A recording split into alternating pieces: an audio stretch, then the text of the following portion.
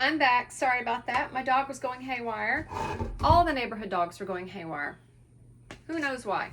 It really, it's just got the windows open and they can hear every little leaf falling outside. Not that it's fall or anything, but you know, anything that happens, they get excited.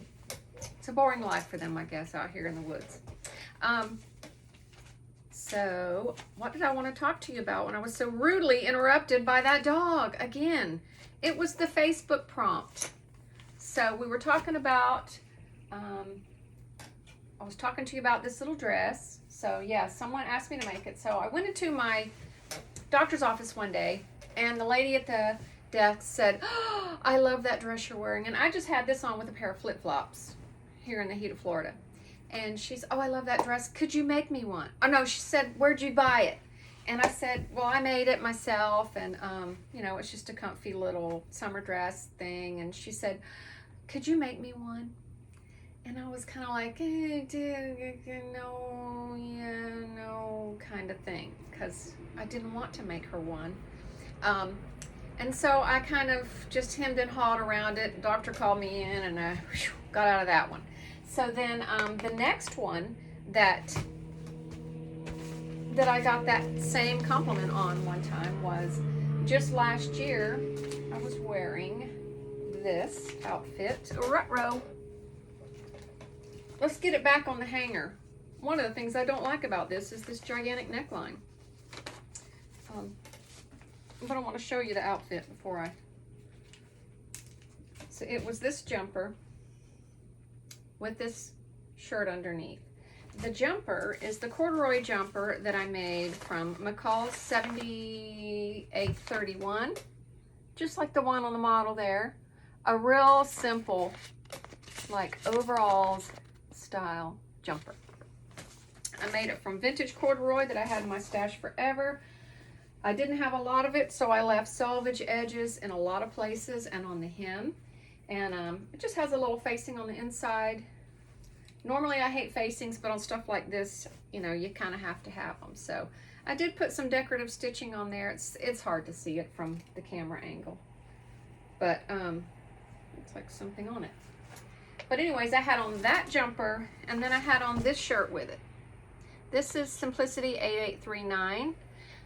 Kind of an intimidating looking pattern when you first look at it, but in actuality, it's quite easy.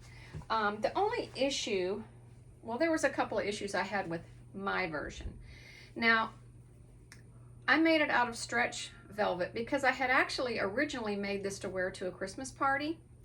And I, first of all, didn't even want to go to the Christmas party, but I felt obligated. And I'm like, well, in order to make it more fun, I'll make something to wear. So I had a pair of pants already. I was going to pair it with this blouse or make like a big full skirt.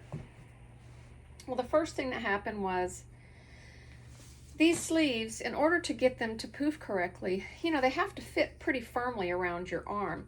And the pattern says to use bias binding, make a casing, and put elastic in it. Well, by the time I did all that, with this heavy fabric, it just, there wasn't enough scrunch space in there. I couldn't get it tight around. I got a boo-boo. That's a chicken boo-boo. I couldn't get it to go tight around my arms, and so these just remained kind of droopy. But I thought, well, you know, I really don't want to go to that party anyway, so maybe this will keep me from going. Well, then, when I was finishing it up, my stupid serger that shot me the bird last week, well, this was how it flicked me off the last year. This fabric is actually pretty forgiving because there's a giant triangle-shaped chunk out of here that was a big bite out of the serger. I know we've all done this where we're serging along, we're in a hurry. I was trying to put the sleeve in, and I just got a piece of the fabric underneath, and the knife sliced it right open. But that was really all I needed to just say, I'm not meant to go to that party. I think I'm just gonna put my jammies on and stay home, and that's exactly what I did. But anyways, I wore it out somewhere else because I thought, I've made this thing, and I have a rule, you know, if I make it, I'm going to wear it at least once. So I wore it with that jumper, and sure enough, this lady at the fabric store asked me if I made it, and I said I did. And she's like, oh gosh, can I pay you to make me one? And this time I was a lot firmer, and I was just like, you know, it's a really easy pattern. You should look it up. You should just try and go for it yourself. You can do this. So I turned her down because I have a hard enough time sewing for the people I know, much less total strangers. And this thing was pretty much hidden. This mistake on it was pretty much hidden by the jumper. So I was able to wear it, but now I think I'm just gonna chop these off and make just a little flare sleeve out of that. And then we'll see, after that, we'll see if I decide to wear it or not. It is a little bit cropped. So look, I'm just gonna chop it off while we're sitting here. Let's just see what happens. Let's see if it looks better with this chopped off. Here we go. I'm just gonna fly by the seat of the pants, which is how I like to fly. I'm gonna trim this off. It doesn't fray. I mean, it frays for just a second. There goes the fray, but then it will stay fine. I don't know if I like that either. But I might just go with that. Might just put this thing in the dumpster. I don't know. But I couldn't believe I actually got a compliment on that, because it was a problem. So there's those. Now, the last thing, let me get my trusty little book back out. Doop, doop. Put it upside down, dummy. I wanted to talk about to you was the Christmas journal. No, it's not the Christmas journal. My brain just looked right over here, and my mouth just spit out the Christmas journal, because I'm making a Christmas journal.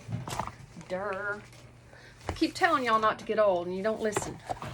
Okay. The Christmas challenge that is being placed out there by Kim Gaddy and Simply Delilah. And I believe it's called #I'mSoFestive. And it's going to be really fun. I'm going to participate. I hope everybody else will participate too. And the challenge is simply just to get some novelty Christmas fabric and make yourself something. And post it on Instagram under that hashtag. Tag Delilah and Kim. And just share your Christmas make. Just something fun. And, you know, and kind of one of those novelty prints. And so I went hustling up to my attic to find my box of Christmas fabric, and there is a ton. I actually have 3 boxes of Christmas fabric, but most of it is quilting size and small craft project. But I did find some pieces, so let me show you what I found. I think from at least one of these I should be able to make something. And I have an idea of what I'm going to make, but I'm not going to share that with you because I'm already giving you a sneak peek of some fabrics. One of the fabrics I love is just this little deer print in the woods with the cardinal, and you can see it's got some greenery and berries. Isn't that pretty? I don't have a lot of this. I probably only have, I did make something last year, so I think I probably have about a yard, and it's narrow, but I think it would be good for trim. I think it would make nice pockets, or, you know, like this, like with different sleeves, color blocked. Maybe with this. I don't know. This one is a Michael Miller print, I believe, that I've had for ages also. So these are a possibility for something. The other ones that I found that I had a lot of, this I'm just in love with. I've made so many aprons out of this. I've never seen this fabric since the day I got it, and I'm so in love with it. Isn't it pretty? It's so vintagey looking, like a little hostess. It is a Michael Miller fabric, and that's what it's called. It's called Holiday Hostess. How about that? And I just love it. So if I don't have a lot of this either, because I've used so much of it. If I ever see it again, I'm going to buy yardage because I like to use it every single year. So I'm glad I saved a little, because I'm going to make something out of that this year. And then I found a large piece of this, and it says Home for the Holidays. And it's got the gingerbread man, the little house, the Christmas tree. Really cute, and it's kind of a different color for Christmas. So this would be a good, you know, just for something a little not so red in your face. Speaking of a red in your face, look at this one. This one is an Aunt Grace. It's an Aunt Grace print called Tie One On for the Holidays, because it's the little dog, Scotty dog, has a little tie around his neck, a little bow. And this is cotton, but it feels almost like poplin. I mean, it's a really high quality cotton. And I love the fact that it's a novelty print. It's a large print. You know, it's a bigger scale than, say, some of these other ones. And it's just pretty. I mean, I think you could make a dressy dress out of this and still pull that off. It would just be really pretty. So that's on the table. It's an option. And then the last item on the table is these curtains. Now, these are vintage curtains that I've had for, I don't even want to guess, that I've had them for more than 15 years. Because when we lived in our old house, I would put these in the window every Christmas. And I bought these at a thrift store. I thought they were beautiful, and I've just used them every year as Christmas curtains. So right after Thanksgiving, up they would go in my kitchen. But isn't this pretty, this vintage print? It's like the farmhouse, the barn, the horses and the sleigh, the kids playing. I think that that tree right there is beautiful. And so the only problem with this is it's really thin. So, you know, I just don't know if that's too thin to make like a skirt. Yeah, that's thin. Like, whew, Merry Christmas to you, okay? Yeah, I don't think we want to be quite that gifty this year. You know what I mean? Have another eggnog. If you're going to look at that. Nobody wants that for Christmas. Anyway, I think they're beautiful, and if nothing else, they'll go back up in the windows. But I think I have two of these, and they're both giant. So I think I could come up with something to make. I don't know. Y'all help me if you have any ideas.